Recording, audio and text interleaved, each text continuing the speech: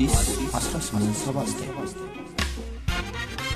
ውድ የአዲስ 1879 ቤተሰቦች ዝግጅታችንን ሰብስክራይብ ያድርጉ፣ ለወዳጅ ዘመዶ ያጋሩ፣ የሚሰማዎትን አስተያየት ይስጡን። ይህን ዝግጅት አድምጠው አንዳች ቁም ነገር እንደሚያገኙ እርግጠኞች ነን።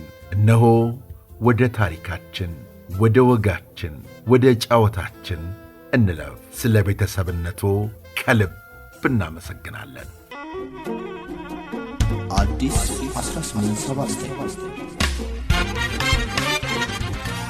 ይህ የአዲስ 1879 የታሪክ ማስታወሻ ነው። በ1955 ዓመተ ምህረት ወጋየሁ ንጋቱ የ12ኛ ክፍል መልቀቂያ ፈተና እስኪወስድ ድረስ በትምህርት ቤት ውስጥ በታዩ የተለያዩ ድራማዎች ላይ ይተውን ነበር።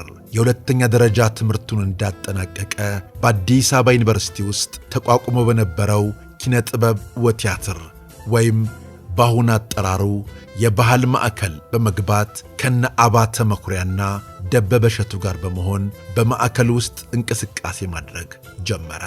የወጋየሁ ንጋቱ ፍላጎት የነበረው በቲያትር ሰልጥኖ ተዋናይ መሆን ሳይሆን በቴክኒክና ሙያ ትምህርት ለመከታተል ነበር። ሆኖም ወጋየሁ ወደ ሙያው እንዲሳብ የሚያደርገው አጋጣሚ ተፈጠረ። ሮሚዮና ጁልየት በተሰኘው ቲያትር ላይ እንዲተውን ይመረጣል። በትወና ብቃቱም እደግ ተመንደግ ይባላል። ይህም ወጋየሁን ወደ ሙያው ውስጥ ዘልቆ እንዲገባ በር ከፋች ሁኔታን ፈጠረለትና ሰምጦ ቀረ። በስለትና በምህላ የተወለደው ወጋየሁ ንጋቱ በምድረ ኢትዮጵያ ብቅ ባለበት ወቅት የጥበብ አምላክ ደግሞ ተስፋዬ ገሰሰን እንደ አዋላጅ ልኮት ኖሮ ወጋየሁ ንጋቱም በሮሚዮና ጁልየት ቲያትር አማካኝነት ዳግም በጥበብ እንዲወለድ አደረገው። ወጋየሁ የሮሚዮን ገጸ ባህሪ ነበር እንዲጫወት የተመረጠው። ወጋየሁ ለመጀመሪያ ጊዜ ወደ ላቅ ያለ መድረክ ብቅ ያለውም በዚህ ተውኔት አማካኝነት ነበር። በዚህ መድረክ ላይ ተመልካቹ ለወጋየሁ ከፍተኛ አድናቆትን በእልልታና በጭብጨባ እንደገለጸለት ይነገራል። ከዚያ በኋላ ወጋየሁ ንጋቱ በኢትዮጵያ የቲያትር ማማ ላይ ከፍ ብሎ እንዲቀመጥ አደረገው። የስስት ልጅም ሆነ። አዘጋጁ ተስፋዬ ገሰሰ ሮሚዮና ጁልየት የተሰኘውን ቲያትር ሲያዘጋጅ ጁልየትን ሆኖ የምትተውንለትን እንስት አግኝቶ ሮሚዮ ሆኖ የሚሠራውን ጉብል ገና እየፈለገ ነበር። ተስፋዬም ከተማሪዎቹ ጋር ይግባባ ስለነበር አንድ ቀን ወጋየሁ ጋሽ ተስፋዬ ቢሮ ውስጥ ሆኖ ከፍቅረኛው ጋር በስልክ ያለምንም ፍርሃት ማውራት ይጀምራል። ተስፋዬም ይህን የፍቅር ጨዋታ በጥንቃቄ ያዳምጥና ጭውቱ ሲያበቃ ከማን ጋር ያወራ እንደነበር ወጋየሁን ይጠይቀዋል። ወጋየሁም ስሟን ይናገራል ለመምህሩ። መምህሩ ፈገግ ይላል። ለካ ከወዲያኛው ከስልኩ ጫፍ ሆና የፍቅር ጭውት ታደርግ የነበረችው ሮሚዮ ሮሚዮ የልቤ ወለላ እያለች የምትተውነው እንስት ጁልየት ነበረች። አዘጋጁ ተስፋዬም ያሰበው ተሳካለት። በዚህ አጋጣሚም ወጋየሁ ንጋቱ ሮሚዮን ሆኖ እንዲጫወት መረጠው። ይህን ተውኔት ሁለት በፍቅር የተቃጠሉ ባሕርያት ሲተውኑት በእውኑ ዓለም ውስጥ ያሉ ይመስልም ነበር። ይህም ከተመልካቹ ዘንድ ከፍተኛ ክብርና ዝናን እንዲጎናጸፉ አደረጋቸው። ወጋየሁ ንጋቱ ኪነ ጥበብ ወቲያትር ውስጥ በወቅቱ የማዕከሉ ኃላፊ የነበሩት ፊሊፕ ካፕላን አማካኝነት የትወናን የዝግጅትንና የጸሐፊ ተውኔትን መሠረታዊ ክህሎት ተማረ። ከዚያም በተለያዩ ተውኔቶች ላይ ለመተወን በቃ።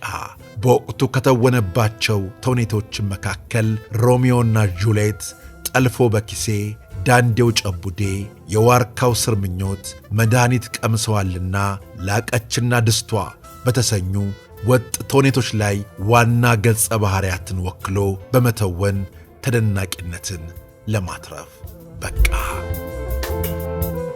በ1959 ዓመተ ምህረት ተፈጥሮ ሳትሰስት በሰጠችው የትወና ተሰጥኦ ላይ ክህሎት ሊያክልበት ወደ ሃንጋሪ ቡዳፔስት ተጓዘ። በዚያም አገር የቲያትር ጥበብን ተማረ። ከ2 ዓመት የቡዳፔስት ቆይታ በኋላም ወደ ሀገሩ ሲመለስ የሥራ እጦት ጠበቀው። ለ1 ዓመት ያህልም ሥራ ሲያፈላልግ ከቆየ በኋላ በአዲስ አበባ ዩኒቨርሲቲ ውስጥ በጊዜያዊ ሠራተኝነት ተቀጥሮ ማገልገል ጀመረ። ለተወሰኑ ጊዜያትም በዚህ መሥሪያ ቤት ውስጥ ካገለገለ በኋላ በቴሌቪዥን መምሪያ ውስጥ ቋሚ ሥራ በማግኘቱ የተነሣ የሥራ ክፍሉን ቀየረው። በዚህ መሥሪያ ቤት ውስጥ ተቀጥሮ ሲሠራ እያለ ነበር ትዳር የመሠረተው። ወጋየሁ ንጋቱ ወደ መድረክ ብቅ ካለበት ጊዜ ጀምሮ የበርካታ ሰዎች የመነጋገሪያ ጉዳይ ሆኖ ነበር። ይህም ስለ እሱ ይዘግቡ የነበሩትን ጋዜጦችና መጽሔቶች በገበያ ላይ ተፈላጊና ተነባቢ አድርጓቸው ነበር። በወቅቱ የነበሩ ሰዎችም ወጊሾ ተነቦ የማያልቅ ተወዳጅ ፍጡር ነው ይሉ ነበር። የነፍስና የሥጋው ድር በተውኔት የተቆራኘበት ወጋየሁ ንጋቱ በውስጡ ያለው የሙያ ፍቅር እያደር አዲስ ማገዶ ቢጨመርበት እንደሚንቀለቀል እሳት ሆኖ ነው የኖረው። ሲንቦገቦግም ኖሮ ነው ያለፈው። የምድር አዋቂ የማያሰክነው የቲያትር ዛር ሰፍሮበት ሌሊት እየባነነ ቀን እያስፈዘዘ ተጠናውቶታል። ተውኔት ያላትን የጥበብ ኮረዳ ፈቅዶ ወዶ በመስተፋቅሯ ተስቦ ታስሮ ኖሯል።